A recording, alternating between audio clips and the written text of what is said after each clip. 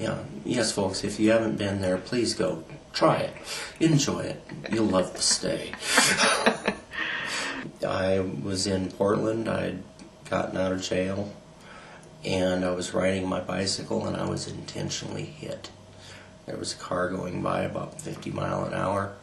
They honked their horn. I turned around and looked at them. They opened their back door and hit me on my bicycle. Do you have any recollection of who it was? Or all it was a white Toyota. It was the last thing I remember.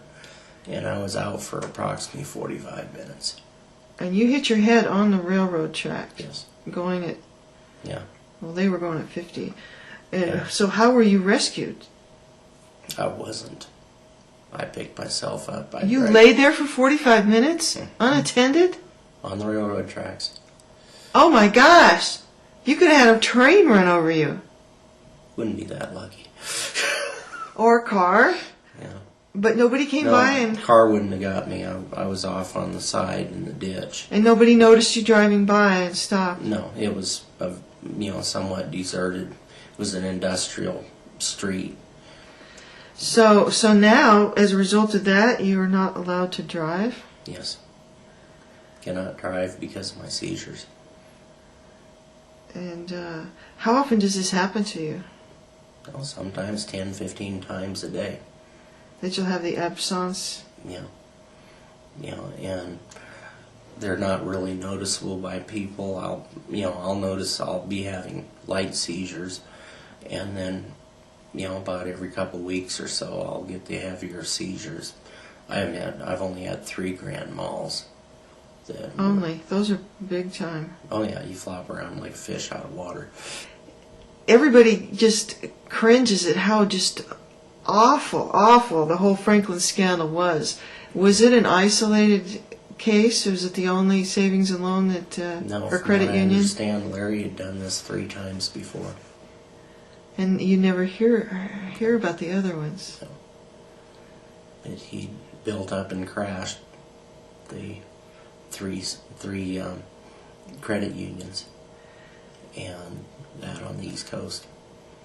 But that was his intent, right? Basically. I mean, everybody might see that as other people might see that as a failure, but that was... Yeah. How many times did you go to Bohemian Grove?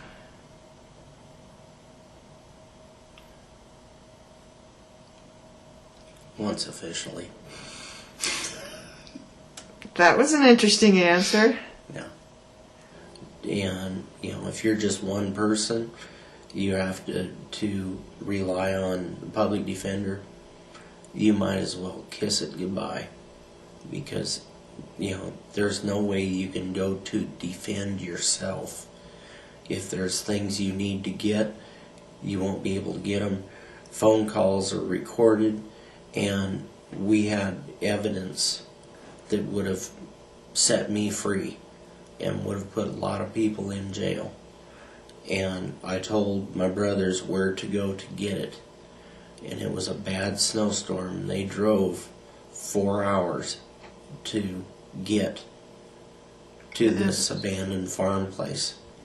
And when they got there, there was fresh dust from the walls being beaten in with a sledgehammer.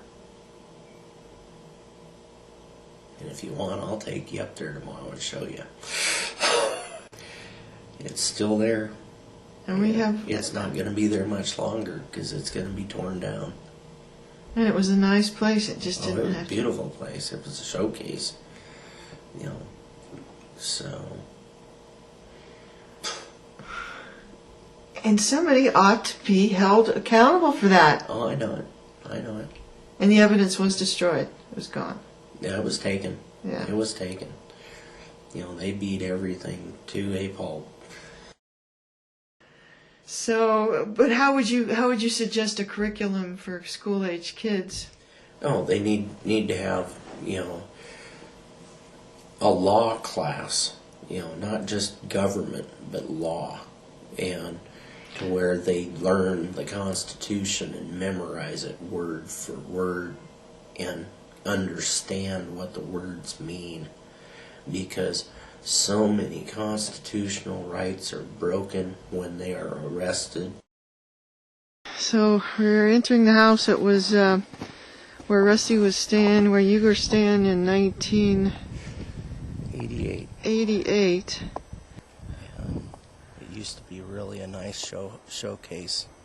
All the buildings were painted every year. Wow, and then when you were incarcerated in, what year did you say that was again? It would have been probably 97. 97, and you had to talk to your brothers over the phone that was being listened to by the authorities, and tell them where the evidence was that could have gotten you off. And it was in here in the desk. And so your brothers drove up in the middle of a snowstorm immediately, spent 4 hours driving up here, and this is what they found when they got here. This beautiful, pristine house had been... Front door had been kicked in. The door had been locked all the time. The front door had been kicked in.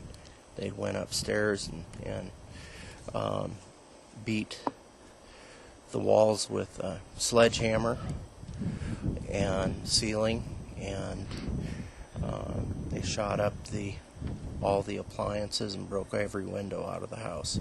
And took the photographic evidence. Yeah, took everything that I had. Took your cameras. Here. Yeah. Took what else? They just basically took notebooks and pictures and camera equipment and just cleaned house. And they left the writing on the wall.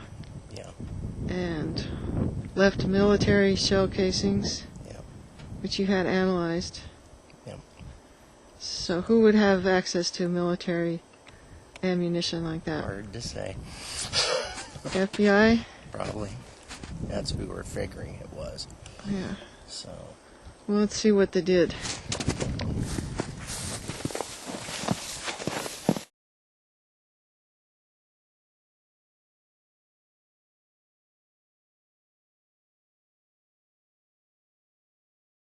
For just a year out of your life of trying to work a job, this is the consequence. Yeah.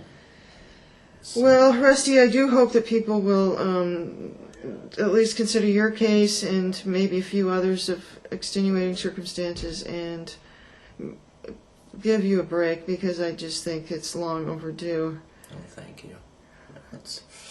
Thank you.